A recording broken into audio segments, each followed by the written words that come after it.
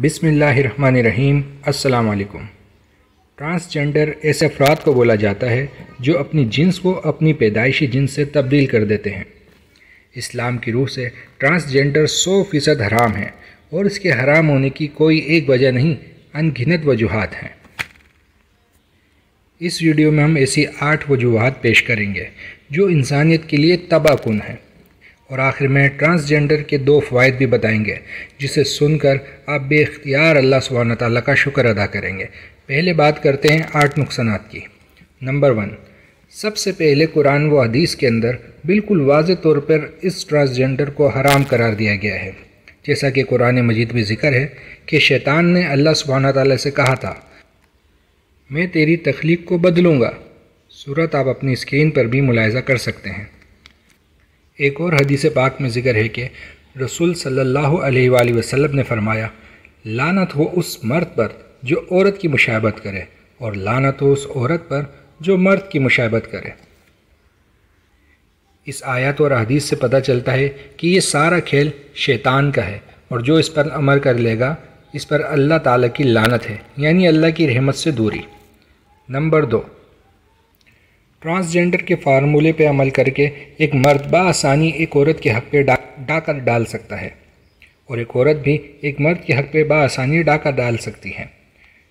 جیسا کہ پاکستان میں ٹرانسجنڈر کے قانون کے پاس ہونے کے مطابق ایک انسان کو صرف اتنا ہی کرنا ہے کہ اسے نادرہ آفس جا کر صرف اتنا کہنا ہے کہ وہ اپنے آپ کو مرد نہیں بلکہ عورت محسوس کرتا ہے، لہٰذا اسے قانونی طور پر عورت شمار کیا جائے تو اس کی بات مانی جائے گی، اور یہی حق عورت کو بھی حاصل ہوگا۔ پھر وقت کے ساتھ ساتھ یہ ہوگا کہ لوگ ایک دوسرے کا حق مارنے لگیں گے، جیسا کہ اسلام میں وراثت کے معاملات میں لڑکے کے 2 اور لڑکی کا 1 حصہ مقرر ہے۔ اب کوئی بھی عورت جسے 2 حصے وراثت میں چاہیے ہوں گے، وہ پہلے خود کو قانون کے طور پر مرد ثابت کروائے گی، پھر اپنے بھائی کا حق مار لے گی، اور یہی کام ایک شیطان طبیعت مرد اپنی بیوی سے کروا سکتا ہے کہ تم اپنے باپ کی وراثت میں سے 2 حصے لے کر آؤ ورنہ اپنا انتظام کر لو۔ ایسا ہوگا اور ضرور ہوگا۔ نمبر 3، پاکستانی قانون کے مطابق بھی طلاق کی یافتہ عورت یا خلا یافتہ عورت کو یہ حق حاصل ہوتا ہے کہ وہ اپنے بچے کو 18 سال تک اپنے ساتھ رکھ سکتی ہے۔ پھر اس کے بعد بچوں کو اختیار ہوتا ہے کہ وہ جس کے ساتھ رہیں، ماں کے ساتھ رہیں یا باپ کے ساتھ۔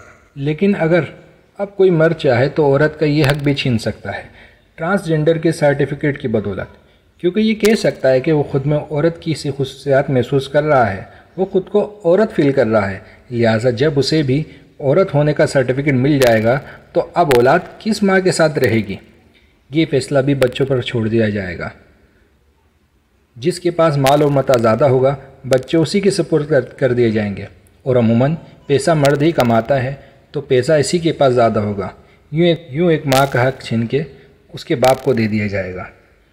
نمبر 4، جو لوگ حقیقی ہم جنس پرست ہیں ان میں سے ایک آدمی خود کو عورت لکھوائے گا اور دوسرا خود کو مرد، اور یوں دونوں آدمی بآسانی شادی کر سکیں گے، اور یوں ہم جنس پرستی تیزی سے عام ہو جائے۔ اسی طرح 2 عورتوں میں سے ایک عورت خود کو ٹرانسجنڈر کی بدولت مرد شمار کر کے دوسری عورت سے قانونی طور پر شادی کر لے گی، اور ہماری آنکھوں کے سامنے خدا کے اس عذاب کو یہ لوگ دعوت دے رہے ہوں گے جو کسی زمانے میں قوم لوط پر آیا تھا۔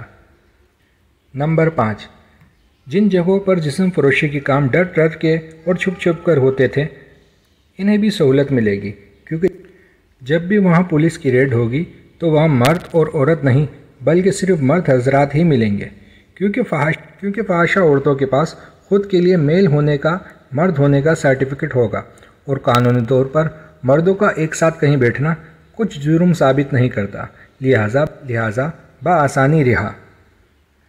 نمبر 6، کسی بھی گرلز ہاسٹل میں جہاں لڑکیاں دینی اور دنیاوی تعلیم حاصل کر رہی ہوں گی، کوئی بھی مرد ٹرانسجنڈر کی آڑ میں وہاں داخلہ لے سکتا ہے۔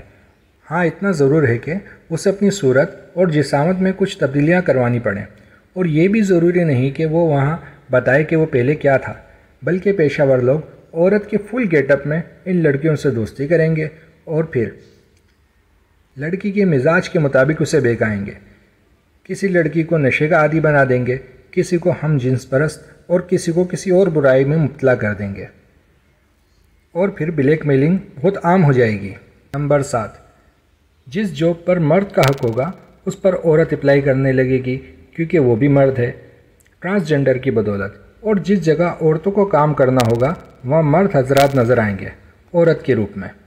نمبر 8، ایک باحیا اور باپردہ عورت بچپن سے لے کے بڑھاپے تک اپنے تمام پوشیدہ تکالیف کو فیمیل ڈاکٹرز کے آگے ہی پیش کرتی ہے۔ اب ایک عام لڑکی یہ جج نہیں کر پائے گی کہ جس ڈاکٹر سے وہ اپنا معائنہ کروا رہی ہے وہ کل تک آدمی تھا اور آج MBBS کی ڈگری کے ساتھ ٹرانسجنڈر کی ڈگری بھی لیے بیٹھا ہے۔ حمل سے لے کر بچے کی پیدائش تک کے تمام چیک اپ عورت کے روپ میں کون کر رہا ہوگا، کون چیک کر رہا ہوگا، یہ اندازہ لگانا مشکل ہو جائے گا۔ اور اگر کوئی ان ڈاکٹر سے پوچھ لے تو وہ اپنا NIC شو کرائیں گے جس پر میل کی جگہ فیمیل لکھا ہوگا، اور ہم کچھ نہیں کر پائیں گے۔ ایک باحیا اور باپردہ عورت اپنی عزت گوا بیٹھے گی اور اسے پتہ بھی نہیں ہوگا۔